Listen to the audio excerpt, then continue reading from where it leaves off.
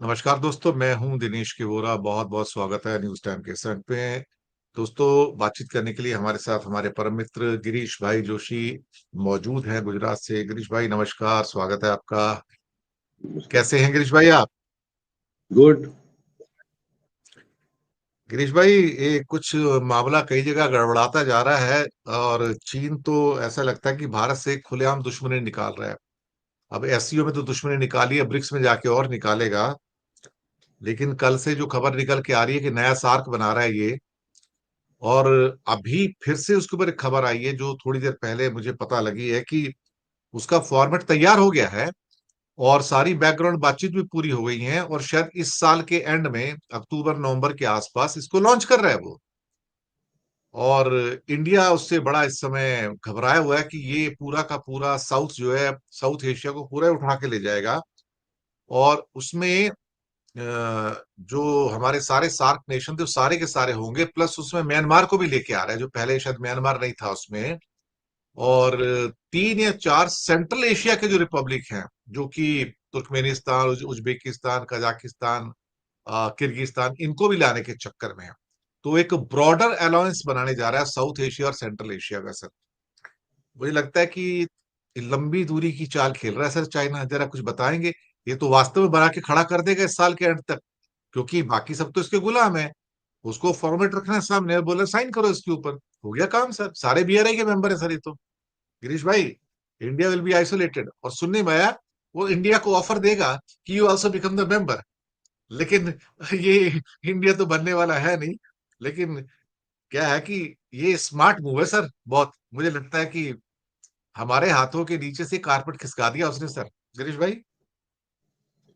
Sir, China की पूरी आप हिस्ट्री देख लो तो विद इन 40 इयर्स उन्होंने एक ही काम पे कंसंट्रेट किया कि मेक चाइना ग्रेट। और हम्म। उसमें जो वो उनका था, they never compromised on any aspect. आप उनकी वर्किंग का कल्चर जो उन्होंने खड़ा करा, उन्होंने जो एजुकेशन किया, जो टेक्निकल एक्सपर्ट्स उन्होंने क्रिएट करे, और उसको कोई शर्म नहीं थी कि वो छोटे से शुरू करता था। आपको अगर याद हो तो आज से 7-8 साल पहले बच्चों की एक बैटरी ऑपरेटेड कार आती थी, that use to work as good as a bigger car. उस वक्त से ये हम्म। एक्सपेरिमेंट करके उसने धंधा भी किया, छोटी कारें भी बेची बच्चों की, स्कूटर भी बेचे, मोटरसाइकिल भी बेची बच्चों की। But that theory, that was a prototype of A bigger bigger vehicle. वो हम्म। स्मार्टली उसने मार्केट एंटर करी है। लेकिन आज भी जो उसका एटीट्यूड है कि पॉलिटिकल माइनस जो बिजनेस के कॉन्सेप्ट है वो चलते रहेंगे, पॉलिटिक्स अपने हिसाब से चलता रहेगा। रेजिम चेंज हो गया बांग्लादेश में, लेकिन उसका बिजनेस एटीट्यूड में कोई चेंज नहीं आया। He is continuing with that same aspect. Same उसने पाकिस्तान से किया है, उसको पाकिस्तान से कोई लेना देना नहीं। उसको काफी नुकसान हुआ है ग्वादर पोर्ट पे, लेकिन फिर भी आप देखिए वो is trying to settle it out ऐसे कि भाई बिजनेस को डिस्टर्ब नहीं होना चाहिए। तो मैं ये समझ रहा हूं, क्योंकि सबसे पहले धोखा भी तो हमने ही करा, being a founder member of BRICS. काफी हम लोगों हम्म। ने उसमें इनिशिएशन लिए, काफी हमने उसमें सजेशंस दिए, हमने वर्किंग सिस्टम्स उसमें अडॉप्ट करवाई। उसके बाद सडनली अगर हम अमेरिका की गोद में जाके बैठ जाते हैं, हमारी पर्सनल मजबूरी की वजह से, हमने इजराइल जिसको कोई सपोर्ट नहीं करता है, हमारी खुद की प्रीवियस गवर्नमेंट हमेशा पैलेस्टाइन के साथ रही है, तो आपकी ऐसी क्या मजबूरी थी कि आप खुल के पैलेस्टाइन के खिलाफ बोलने लगे हो? Looking to all that aspects, मैं नहीं समझता हूं कि China will always keep on the priority. अभी एक मैसेज आ रहा था कि जो हमारा काम अटका हुआ था टनल ड्रिलिंग मशीन की वजह से, China has agreed to give that. लेकिन उसने बहुत स्मार्टली ये किया कि भाई मेरे को युआन में पेमेंट चाहिए। अब देखिए, वो बिजनेस अगर मिलता होगा तो वो करेगा। और हमको पता है कि 2 साल से हमारा प्रोजेक्ट उसकी वजह से अटका हुआ है, और यही कंडीशन वो पूरे वर्ल्ड में लगाएगा। अमेरिका से भी वो सेटलमेंट इसी में कि मैं आपको जो चाहिए मैं दूंगा, लेकिन पे मी इन युआन। तो automatically he is making the replacement and domination अपने युआन का वो बढ़ा रहा है। अभी इसमें आप देखिए कि सडनली कुछ वीडियोस आए थे कि भाई उसने ईरान को काफी एम्यूनेशन भेजे हैं। फिर उसने गाजा में जो उसने एड्स भेजी है उसमें बोल के भेजा है कि भाई मेरी गाड़ी को अगर किसी ने भी रोकने की कोशिश करी, then my vehicles are well equipped to hit you back. और ये देखा गया कि गाजा में उसने एयर ड्रॉप भी करे हैं एड्स, उसने सामान भी भेजा है, पैलेस्टाइन में भी भेजा है। लेकिन अमेरिका की डर्टी ट्रिक्स जो हैं वो खत्म नहीं हो रही हैं, क्योंकि जो पूरा बैकबोन चाइना का है दैट इज बीआरआई। अब वो बीआरआई को कैसे तोड़ना है? पाकिस्तान अब वो कुछ भी करेगा, लेकिन पाकिस्तान बीआरआई को डैमेज नहीं करेगा, क्योंकि उसकी तो पूरी इनकम उसी पे खड़ी है। अफगानिस्तान में इन्वेस्टमेंट्स अगर उसको लाने हैं तो he will have to, Balochistan में तो उसको थोड़ा वहां पे शांति रखनी पड़ेगी। बलूचिस्तान ने अपना कोआन का जो गैप है वो खोल के दिया और वहां से ट्रकें जा रही हैं to Iran for with armaments and all. तो ये तो सारे कंट्रीज बीआरआई से तो बाहर नहीं निकलेंगे क्योंकि उनको सामने इनकम दिख रही है। अब लेकिन ही स्टार्टेड डिस्टर्बिंग। थाईलैंड में अभी एक मैसेज आया कि कॉन्स्टिट्यूशनल कोर्ट में वहां की जो पीएम है सेना मात्रा, उनको उन्होंने सस्पेंड टर्मिनेट कर दिया है। देव आस्क्ड हर टू रिजाइन और उसको डिमोट करके वेलफेयर मिनिस्टर बना दिया है और जो एग्रीकल्चर मिनिस्टर है उसको डिफैक्टो प्राइम मिनिस्टर बनाया। Now why is this? क्योंकि नॉट डायरेक्टली इनटू नेटो लेकिन डिफैक्टो मेंबर थाईलैंड हमेशा रहा है। चाइना ने उसको इंक्लूड किया था, तो अब वो रीजन भी क्या दे रहे हैं कि एक ऑडियो लीक हुआ है कि कंबोडिया के पीएम को यहाँ थाईलैंड की पीएम ने फोन किया था कि भाई जो मिलिट्री इंटरवेंशन है वो कुछ ज्यादा हो रहा है, तो उसमें आप मेरा क्या हेल्प कर सकते हो। तो immediately they want this. Thailand में अगर फिर आर्मी का रूल आ जाता है देन अगेन एक बैलेंस होगा बिटवीन चाइना एंड अमेरिका। अब वहां से जब उसके साउथ में नहीं बन पा रहा है तो he is trying to locate some other camp there जिसको वो थाईलैंड को टारगेट कर रहा है। तो मिसचिफ तो सब जगह चल रही है। अब कौन किस पे कैसे भारी पड़ेगा ये देखने वाली बात होगी जी। जी, ये बात तो आपकी बिल्कुल सही है। सार्क तो खैर मुझे लगता है बना के खड़ा भी कर देगा। चाइना के साथ एक बड़ी खास बात है कि उसकी स्पीड बहुत है। वो जब कुछ करना शुरू करता है तो फिर उसको टालता नहीं है, वो कर करा के उसको खत्म कर देता है। और मुझे लगता है इंडिया के लिए तो ये बहुत बड़ा खतरा होगा। ये एक खबर आई थी बीच में और मैं पढ़ के थोड़ा मुस्कुरा भी रहा था कि आपने वो बात किया ना कि टनल मेकिंग मशीन चाहिए थी, तो अब वो बुलेट ट्रेन के लिए चाहिए थे सारा का सारा। अब वो क्लियर तो हो गया कि जापान की ओर से कि भाई बुलेट ट्रेन 2035 तक नहीं चलती। ये तो क्लियर हो गया बिल्कुल कि 2035 तक नहीं चलती। 2015 में स्टार्ट किया था, तो 2015 से 35 मतलब 20 साल बाद बुलेट ट्रेन चलेगी सर। चलो कोई बीच में इन्होंने टीजीवी से ही बात कर ली, इन्होंने ऐसी बात नहीं है, जो यूरोप की जो बुलेट ट्रेन है उससे बात की, लेकिन बात बन नहीं पाई। वहां भी लफड़ा हो गया और आपस में जापान बहुत नाराज हो गया। अब क्या कह रहे हैं कि हम ये जो ट्रैक बनेगा ना ऊपर, अब हम इस ट्रैक के ऊपर वंदे भारत चलाएंगे। आप सोचो सर कि हम बुलेट ट्रेन के ट्रैक पे, अब ट्रैक तो बन गया, अब सिग्नल भी लग गए, अभी क्या करेंगे उसको? बिजली की लाइन भी बिछा दी ऊपर, तो खाली पड़ी रहेगी वो तो जब तक नहीं आता तब तक हम इसके ऊपर बुलेट ट्रेन, अपना वंदे भारत ट्रेन आएंगे, और जब बुलेट ट्रेन आ जाएगी तो उसमें वंदे भारत वहां से हटा लेंगे। सर, अगर वंदे भारत ही चलानी थी सर, तो पिलर बनाने की क्या जरूरत थी सर? वैसे भी इतना खर्चा काय को किया, 1-2 लाख करोड़ 3 लाख करोड़ काय को खर्चा किया, पीपल लोगों का पैसा काय को गलाया। ये मोदी जी के जितने भी जो सपने होते हैं ना, सब शेख चिल्ली के सपने हैं सर। सच्चे कह रहा हूं मैं, मुंगेरी लाल के हसीन सपने ना वो हालत है सर। वंदे भारत चलाएंगे सर बुलेट ट्रेन के ट्रैक पर सर। मैं क्या बोलूं, आपकी छोटी सी एक टिप्पणी लेते अगले सवाल पे चलते। सर रोमानिया में एक डिक्टेटर हुआ करता था चेसेस्कू, जिसको बाद में हम्म। पब्लिक ने नीचे उतार के मार डाला। वहां पे खाने को पैसा नहीं था रोमानिया में, लेकिन चेसेस्कू के महल में सोने के नल लगे होते थे, टब होते, और उसको जो चाहिए था वही वो करता था। तो बिकॉज ये पीएम का ड्रीम प्रोजेक्ट है बुलेट ट्रेन, तो उसको मरने तो देना ही नहीं, उसको जिंदा तो रखना ही पड़ेगा जब तक मोदी जी है। तो they are keep on rushing on that. और वंदे भारत का अभी जो वीडियोस आ रहे हैं सोशल मीडिया पर, आप देखिए कि कोच के अंदर पानी गिर रहा है बारिश में। हाँ। आपके हाईवेज की पोजीशन ऐसी है कि वहां पे 22-22 घंटे तक जाम लगा हुआ है बॉम्बे दिल्ली के हाईवे पे। तो आपने कौन सा प्रोग्रेस करा?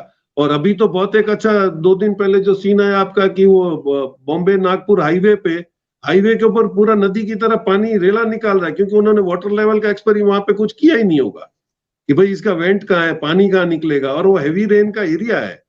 तो ये इनकी कंपटीशन है, क्योंकि बहुत ही घाई है, टाइम हमारे पास नहीं है, जल्दी करिए। हर स्टेट इलेक्शन के पहले ये कुछ ना कुछ ऐसा इनॉग्रेशन वाला माहौल करना पड़ेगा। This is going to kill the whole economy of the country, क्योंकि फालतू की जगह में आपके पैसे लगे रहे, और जहां काम पे लगाने हैं वहां पे आपके ना आईआईएम बन रहे हैं, आपने बोल दिया महीने में एक बन रहा है, एक हॉस्पिटल बन रही है, एक यूनिवर्सिटी बन रही है, लेकिन वेयर आर दोस्त? तो पीपल हैव नॉट गॉट, क्योंकि ग्राउंड रियलिटी पे अब ये मैसेज चला गया है कि सिर्फ बातें होती हैं, कोई भी डेवलपमेंट के नाम पे कोई काम हुआ नहीं है। So I think this is a tough time, tough time for people. आपने सही कहा सर। एक इंडिया में एक बड़ी क्या कहते हैं कि यूनिक इंस्टीट्यूट थी बॉम्बे में, निटी, आपको याद होगा, पवई में ही है वो। पवई लेक के हाँ, बाजू में नहीं, निटी है। नहीं, इंजीनियरिंग की एक मतलब यूनिक इंस्टीट्यूट है कि निटी जैसी कोई नहीं, इंडिया में दूसरी इंस्टीट्यूट ही नहीं है। उसके सुपर स्पेशलाइज सब्जेक्ट्स है एकदम से, जो किसी और आईआईटी में भी नहीं पढ़ाए जाते हैं। तो निटी का जो स्थान है वो इंडिया में सुप्रीम माना जाता है, और आज का नहीं, पंडित नेहरू के टाइम से निटी है। अभी देखो, आपने आईएम का नाम लिया, इनको इतनी घाई थी आईएम खोलने की, बंबई में कहां से खोला जाए, निटी को आईएम में कन्वर्ट कर दिया। Now it is no more known as a NITI. अगर आप वहां जाओगे वहां पे, तो निटी का बोर्ड हटा दिया और उसके ऊपर लिख दिया इंडियन इंस्टीट्यूट ऑफ मैनेजमेंट। उधर 10-12 रूम और बना दिए साथ में, एक नया बिल्डिंग खड़ी करके, कि आईएम बन गया साहब। मोदी जी के सारे काम सब ऐसे ही हैं, सब टेम्पररी सब।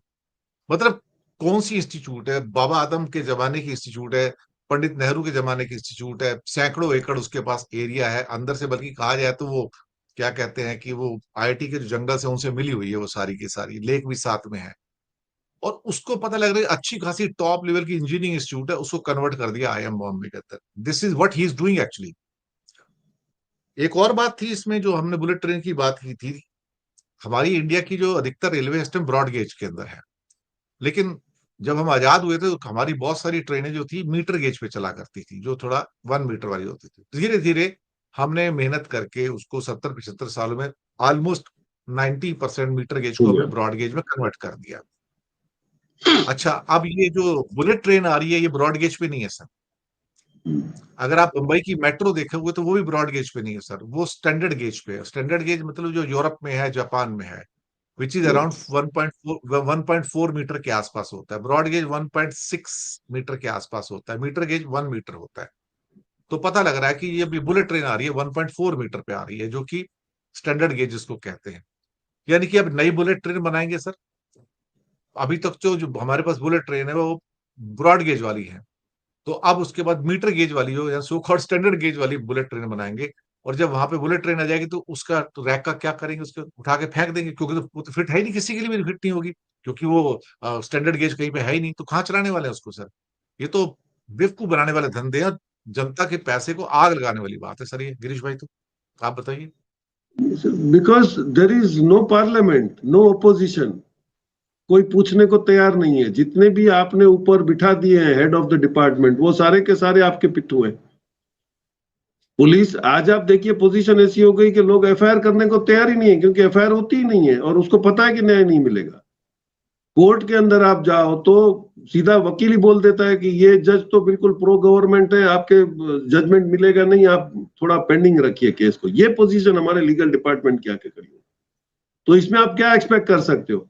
हाँ, लेकिन इतना हो सकता है, गुजरात में पहले जब भी शादियां होती थी तो ये बगिया मंगाया करते थे, जिसमें आगे चैरियट होता था, फिर दो घोड़े होते थे। अब वो बंद हो गया तो इन्होंने कार के आगे ही दो पुट्ठे के घोड़े का शेप बना दिया और वो कार में उसको लेके जाते हैं। तो ये होगा कि बुलेट ट्रेन के ऊपर भी ये उसके आगे इंजन का थोड़ा शेप लंबा कर देंगे और बता देंगे ये बुलेट ट्रेन है। सही बात है, मतलब हो सकता है उसका मुखौटा ऐसे ही लगा दे, हो सकता है सामने हाँ, वाला। ये सही बोला आपने। जी जी जी। सर वो ट्रम्प ने एक एग्रीमेंट कर लिया जेलेंस्की से, भाई मेरे को तू पैसा दे नहीं सकता, मिनरल दे दे सारा का सारा। अब मिनरल का सारी दुनिया में चक्कर है, चीन सारी माइंस हथिया के ले गया दुनिया में, लैटिन अमेरिका में, अफ्रीका में, सब लेके चला गया। अब साहब पता लगा कि उसमें 70% जो मिनरल थे वो तो ईस्टर्न यूक्रेन में थे, डॉनबास में। वो पहले से अपना रशिया उसको हथिया के चला गया, वो तो पूरा का पूरा उसके हाथ में चला गया। उसके बाद एक वहां पे एक विलेज था सर, इसका नाम था शेवचेंको। शेवचेंको के अंदर एक ऐसा भंडार मिल गया लिथियम का, जिसे व्हाइट गोल्ड कहते हैं, जिसमें 1.5 crore million ton strongly concentrated वो मतलब लिथियम है। निकालो और यूज कर लो सर, ऐसा है। टोटल मिला के उसका एरिया सिर्फ 45 हेक्टेयर का है, और कई मील नीचे तक है। अब ऐसा गोल्डन सोना तो दुनिया में किसी एक जगह पे मिलता ही नहीं कभी। पता लगा कि ये एग्रीमेंट हुआ तो इसने अपने 50,000 से ज्यादा सैनिक भेज दिए अपना, रशिया ने। वही पहले गांव को ले लो जाके, वहां जाके सेना खड़ी कर दी और यूक्रेन को हरा के बाहर कर दिया, उसको हाथ हाथ में ले लिया। अब सुना कुछ टाइम बाद उसका वो मिनरल निकालने जा रहे हैं शेवचेंको। पता लग रहा है कि ये, जिसे क्या कहते हैं कि ट्रंप ने सौदा तो कर लिया जेलेंस्की से, असली माल तो पुतिन लेके भाग गया सर। ये भी अजीब कहानी है सर, क्या बोलूं उसके बारे में मैं। पुतिन मुझे लगता है कि एक एक करके चोट मार रहा है सर, एक एक करके, और नेटो को भी चोट मारेगा। और इनको भी चोट मारेगा, और ऐसी चोट मारेगा मुझे लगता है यूरोप में ना मिट्टी मिट्टी धुआं धुआं मिलेगा थोड़े टाइम के बाद, गिरीश भाई। सर बहुत ही गिन गिन के वो बदला लेगा जो आपने 2008 में उसके साथ किया था। $32 का फ्यूल अपने इसका ऑयल का रेट बढ़ा के आपने उसकी इकोनॉमी खत्म करी थी। अभी इसमें देखिए और एक स्टैंड बाय इनके पास एक अरेंजमेंट खड़ा है। 6 और 7 जुलाई को रियो डी जेनेरो में ब्रिक्स की मीटिंग है। 13 countries who are specially invited, उसमें Belarus, Bolivia, Cuba, Kazakhstan, Malaysia, Thailand, Uganda और उज्बेकिस्तान, ये सारे रेयर अर्थ मटेरियल में रिच कंट्रीज है। तो ये आपका सप्लाई वहां से भी बंद करेगा 6 और 7 तारीख को, जिसपे आप कोशिश कर रहे थे। आपने क्यूबा में अपने रिलेशंस अच्छे करने की कोशिश करी, आपने सीरिया में अपनी आतंकवादी को बोल दिया कि भाई अब ये इसके सब सैंक्शन हट जाते हैं, इज फ्री टू वर्क। तो आप अपनी वॉर सेंटीमेंट्स को सेटल कर रहे हो। यहाँ पे चाइना और रशिया मिलके आपके सारे नेचुरल रिसोर्सेज की सप्लाई लाइन काट रहे हैं। अफ्रीका तो ऑलमोस्ट उन्होंने काट दिया। आज तो नाइजीरिया ने भी बोल दिया कि भाई गोल्ड वोल्ड कुछ मिलेगा नहीं आपको, क्योंकि ऑलमोस्ट 30 to 40% ऑयल बोल रहे हो, रेयर मटेरियल हो, सारा अफ्रीका के पास है। अगर वहां से इनका सप्लाई लाइन बंद होता है तो सिर्फ सप्लाई लाइन नहीं, आपकी इनकम भी बंद हो जाएगी। और ऑलरेडी जो युआन में और रूबल में जिन्होंने ट्रेडिंग शुरू कर दिया है, वो 30% ऑफ द जो ट्रांजेक्शन ऑन स्विफ्ट होते थे, they almost come down within last 6 months by 30%। तो आप ये भी समझ लो कि आपका स्विफ्ट का डोमिनेशन खत्म होता है। और अभी सुबह एक मैसेज आया कि ईरान ने तो बिल्कुल आपका इंटरनेट वगैरह, स्विफ्ट, आपका जीपीएस सारा बंद कर दिया। ये shifted is total arrangements on the Chinese satellites of Beidou. अब उससे वो ऑपरेट कर रहा है, तो इसको अभी आप पेनिट्रेट भी नहीं कर पाओगे, और वो क्या कर रहे हैं ईरान और चाइना अपने बीच में वो भी आप नहीं जान पाओगे, क्योंकि उसमें आपको घुसने के लिए आपके पास जगह है नहीं। तो काफी कुछ चेंजेस आ रहे हैं। और अभी जैसे ये पेमेंट सिस्टम भी बाइडू के साथ ही वो ले लेंगे ब्लॉकचेन में, तो वो बोलते हैं कि real time transfer of money है between the dealer and the dealer. तो आपका स्विफ्ट का जो 4-5 दिन का डिले था या 10-15% का जो कमीशन देना पड़ता था, वो सारा खत्म हो गया है। और luckily Thailand and even Saudi Arabia and UAE have tried that, और they are happy with that कि ये तो real time transfer of money है और इन अवर लोकल करेंसी। और इसी बेस पे चाइना आप सबको बोलने जा रहा है कि भाई मेरे को युआन में पेमेंट करो, आपके पास नहीं है, आप अपना गोल्ड रखो, कहीं से युआन ले आओ, और मेरे को तो it's none of my business, नहीं तो मैं तो बैठा ही हूं बंद करके दुकान। तो अमेरिका से बड़ी दिक्कत सिर्फ इतनी नहीं है। अब ये अपकमिंग जो ब्रिक्स की मीटिंग्स है और जो मेंबर्स को ये इनवाइट करेंगे, उसमें ये डेफिनेटली बड़ा डिफरेंस भी आ रहा है कि इन्होंने टारगेट वही कंट्रीज करे जिसके पास नेचुरल रिसोर्सेज है, और वो अमेरिका की वहां पे घुसपैठ उन्होंने बंद करवा दी। जी सर, एक सनसनीखेज रिपोर्ट है पेंटागन की आज, कि चाइना की रॉकेट फोर्स, वो मिसाइल फोर्स को रॉकेट फोर्स बोलते हैं सर, उनमें जो उनकी संख्या है वो अमेरिका से कई गुना हो गई सर। अमेरिका से कई गुना आईसीबीएम आ गई उसके बाद, ऊपर बम लगा के। अब अमेरिका चिंतित है, पेंटागन चिंतित है भाई, क्योंकि उसके पास टोटल मिला के मेरे हिसाब से इस टाइम जो डिप्लॉयड है 400 आईसीबीएम अमेरिका के पास, एटम बम के साथ में। रशिया की करीब करीब इस टाइम 306 डिप्लॉयड है टोटल, लेकिन उसके ऊपर वॉर हेड्स 1160 है, 1185 है, 4 गुना से करीब करीब वॉर हेड्स हैं।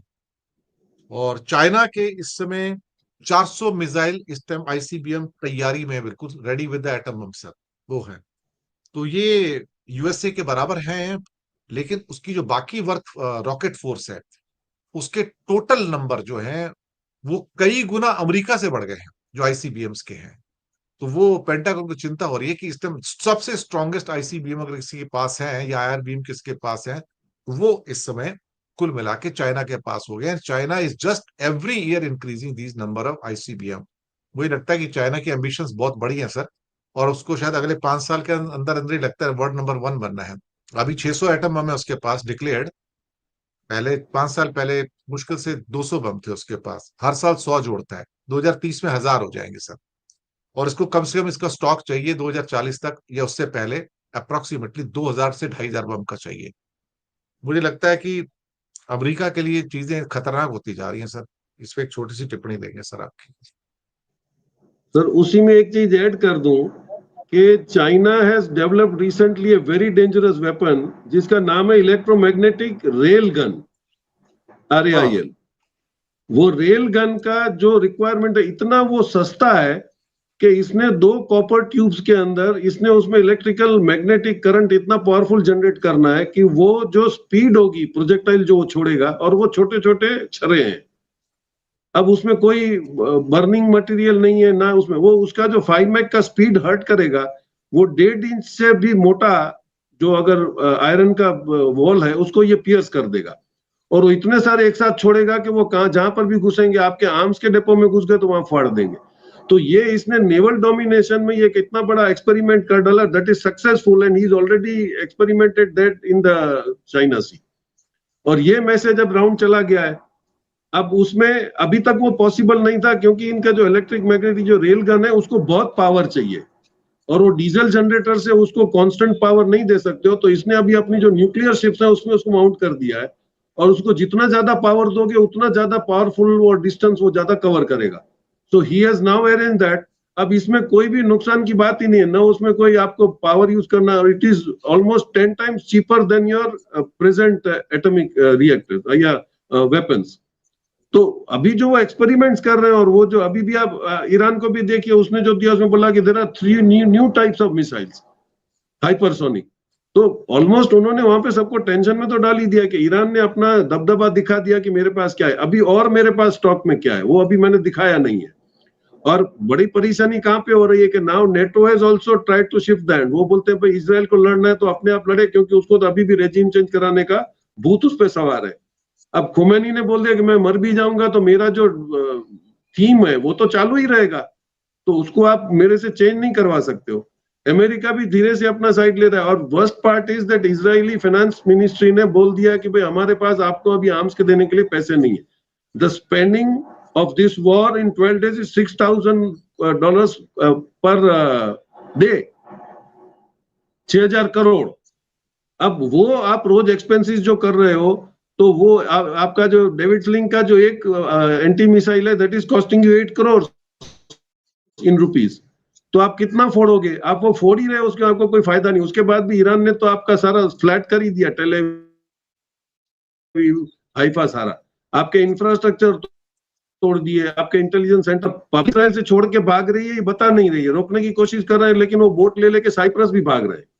तो people have now understood that they will not be able to continue, क्योंकि वो ईरान का पावर देख चुके हैं। तो चाइना जी। एक तरफ पावरफुल होता चला जा रहा है, अब अमेरिका इसके सामने कब तक जीत में पड़ा रहेगा। अभी भी जब प्रेस कॉन्फ्रेंस में पूछा गया तो उसने बोला कि मेरे को अमेरिका की जरूरत नहीं है, अगर ईरान न्यूक्लियर का कोई भी डेवलपमेंट करेगा तो मैं उस पर अटैक कर दूंगा विदाउट आस्किंग, मैं बॉम्ब मार दूंगा। अभी भी उसकी अकड़ नहीं जा रही है, हालांकि वो अपनी हालत देख रहा है। हम लोग अभी तो वीडियोज और फोटोग्राफ देखें कि वहां पे कुछ है ही नहीं, आपके पास अभी पैसा भी नहीं है। How long will you carry on. Iran को कोई दिक्कत नहीं है, Iran is very rich in missiles, और ऊपर से चाइना और Russia already there to help him. तो lot of changes are expected. अब देखें ये अकड़ इनकी कब तक रहती है, और ईरान उनको कैसे, और ईरान ने धमकी तो दे दी है कि अब जो होगा वो बहुत बुरा होगा। मुझे यही आखिरी सवाल लेता हूं मैं कि मुझे ऐसा लग रहा है कि जो आईएईए के प्रोवोकेशन के ऊपर, वो तो पालतू पशु की तरह काम कर रहा है ना, पेट होता है ना जैसे अमेरिका का, तो जैसे बोलते हैं आगे से बोलता है, तो वो पृष्ठभूमि बना रहा है युद्ध की। तो इसराइल हो सकता है अगले कुछ दिनों में ही वापस से हमला करे, ये बोल के कि वो 400 किलोग्राम यूरेनियम कहाँ गया, और वो कभी भी हमला कर सकता है। इस बार चालू हुआ तो रुकने वाला नहीं सर। इस बार अगर ये चालू हो गया तो रुकने वाला नहीं है अल्टीमेटली। ईरान को तो लंबा क्या टेस्ट मैच खेलने की आदत है वॉर में, पहले भी इराक के साथ 8 साल हो गया था। लेकिन इसराइल को सिर्फ क्या वनडे मैच चाहिए, या फिर 2020 चाहिए, 4 दिन, 6 दिन, 8 दिन, 10 दिन, 12 दिन में। और 12 दिन हो गए तो उसके बाद तो उसको डैडी के पास भागना पड़ा, मेरे को बचा भाई, मेरे को ये मार देगा पूरा का पूरा। सिर्फ 2 दिन में 48 आवर्स में 39,000 एप्लीकेशन आई, मैंने पहले प्रोग्राम में कई बार बताया। 39,000 क्लेम की एप्लीकेशन आई है। 31,000 एप्लीकेशन इसराइल में आई है, मेरा हाउस डैमेज पूरा हो गया है, मेरे को क्लेम दे दो, मुआवजा दे दो। 3,500 वो एप्लीकेशन आई है, मेरी कार बर्बाद हो गई है, पूरी की पूरी खत्म हो गई है, मेरे को कार का मुआवजा दो। और 4,500 एप्लीकेशन वो हैं कि मेरी फैक्ट्री बर्बाद हो गई है, जो मेरे उसमें मशीन लगी हुई थी, कुछ नहीं बचा, मेरे को मुआवजा दो। तो 39,000 एप्लीकेशन 48 आवर्स में आई है सर वहां पर। तो अगर लंबा खिंच गया अभी ये वॉर, तो फिर तो हाइपरसोनिक मिसाइल तो अभी तो लगातार बना रहा होगा, मेरे को लगता है कि फैक्ट्री चालू होगी इसकी, क्या कहते हैं, चाइना और रशिया के सहयोग से। और हो सकता है पिछले एक हफ्ते में 10 12 20 30 और बना भी लिया होगा उसने, मुझे लगता है, क्योंकि अब उसको मालूम है कि मानने वाला तो है नहीं, ये तो पागल आदमी है। अभी चालू हुआ तो रुकने वाला नहीं है युद्ध सर, फिर ये सालों साल की बात हो जाएगी, उसमें सारा अरब देश चलेंगे सर। गिरीश भाई आखिरी सवाल। सर 39,000 आपने बोला, तो उसमें एक बात ऐड कर दूं कि इट इज एस्टोनिशिंग टू से ईरान के अंदर 39,000 जूस आज भी जी रहे हैं, अपनी पूजाएं करते हैं, और there is not a single agitation against them. ये उस जगह की मानता है। जो लोग ये बोल रहे हैं कि आपको बड़ा ईरान से प्रेम है, they should read this. 39,000 juice even today, और पूरे वर्ल्ड में जहां पर भी जूस मिलते हैं उनको कोई ना कोई रिएक्ट कर रहा है। ईरान में किसी एक बंदे ने उनका रिएक्शन नहीं किया, ना उनपे उसको कोई रिडिक्यूल किया है। तो ये उसका कल्चर है। तो वहां से जब आप सीख रहे हो तो आप उससे कुछ सीखने की कोशिश करो बगैर उसके लड़ने के। और आपने जो इसकी पोजीशन की बात करी, तो इसमें नॉर्थ कोरिया भी आ गया है। लेकिन जो एटीट्यूड है अभी चाइना का, he wants that let there be peace, let everybody earn. तो मैं समझता हूँ वो भी उसको जितना सबक सिखाना था उसने हमको इंडो पाक वॉर में भी चाइना ने सिखा दिया। अब वो देने को तैयार हो गए। अभी कुछ मेरे ख्याल से 19,000 इंजिन हमको चाहिए, I think that is also in pipeline. China वो भी देने को तैयार हो गया है, क्योंकि we are short of manufacturing into engine capacities also, जो लोकल लोकोमोटिव्स के इंजिन है। तो he will once it comes to business, China फिर आपको रखे, क्योंकि एशिया खंड में उसको तो सारे मिल गए। अब हम लोग थोड़ा बेड़ा होंगे तो शायद कोई बदमाश भाई की तरह फिर थोड़ा हमको डांट वाट के ले भी लेगा। क्योंकि ब्रिक्स में हमारा होना भी बहुत जरूरी है। 140 करोड़ की market, nobody will able to ignore. तो that is the reality of our nation, कि उसका इतना डेमोक्रेटिक डिविडेंड तो हमारा है कि nobody will be able to neglect India. बिल्कुल, एक लास्ट इंफॉर्मेशन दे दूं कि गजा के अंदर जब जुल्म करते करते, बहुत कम लोगों को पता है, आज वो इंफॉर्मेशन पिछले 2 3 दिन से आई है कि गजा के अंदर एक वहां पे लोग रहते हैं, उनको सेटलर्स कहा जाता है, और वो जूस है। जूस को वहां पे बसाया गया है, उनकी कॉलोनी अलग बसाई गई थी गजा के अंदर। ऐसे ही वेस्ट बैंक के अंदर भी सेटलर्स हैं, इनको सेटलर्स कहा जाता है जूस वो। और वो पैलेस्टीनियन के साथ मिलके रहते हैं वहां पर गजा के अंदर। अब वो इतने दुखी हो गए कि उनकी कुछ दिनों से आईडीएफ के साथ में फाइट हो रही है, मारामारी चालू है। अभी इनको पता लग गया, ये आईडीएफ वालों के, ये सारे सेटलर्स हैं और यहूदी हैं सारे के सारे। मारामारी इतनी बढ़ गई कि कई लोग मर गए सेटलर्स उसमें। बाद में कई सेटलर्स को ये लोग अपना गिरफ्तार करके ले आए, उठा के ले आए आईडीएफ वाले। उठा के लाए तो जो उसका डिफेंस मिनिस्टर था, काट्स है, इसराइल का, कार्ड्स, और कहता है ये तुम पागल हो गए, क्या कर रहे हो, किसको गिरफ्तार करके लाए हो, तो हमारे अपने आदमी है, तो ये तो सेटलर्स है सारे के सारे। कहता है हमसे सारे लड़ रहे थे, हमको मार रहे हैं, हमको गोली मार देंगे। कहता गोली तो मारेंगे, तुम इनको क्यों छेड़ रहे हो वहां पे। तो ये सारे ऐसे हालात हो गए, आपस में भिड़ंत हो रही है इनकी, और गुत्थम गुत्था हो रही है, आपस में झड़पें हो रही है इनकी। यानी कि ज्यूज ही अपनी आर्मी के साथ भिड़ रहे हैं सर, इनको वहां पे सेटलर्स कहा जाता है। तो ये वेस्ट बैंक में भी हो रहा है और ये गजा के अंदर हो रहा है। मुझे जगह में एक्चुअली भी हो रहा इतना नहीं पता था कि वहाँ गजा के अंदर भी सेटलर्स हैं, इतना इन्फॉर्मेशन मेरे पास नहीं था एक्चुअली। तो मेरे लिए भी आश्चर्य हुआ। तो इसी के साथ प्रोग्राम को समाप्त करते हैं दर्शक मित्रों, और शुक्रिया अदा करते हैं आप सबका, और साथ में गिरीश भाई आपका भी बहुत बहुत धन्यवाद, आप आए और आपने बड़ी महत्वपूर्ण सूचनाएं हमके दी। शुक्रिया।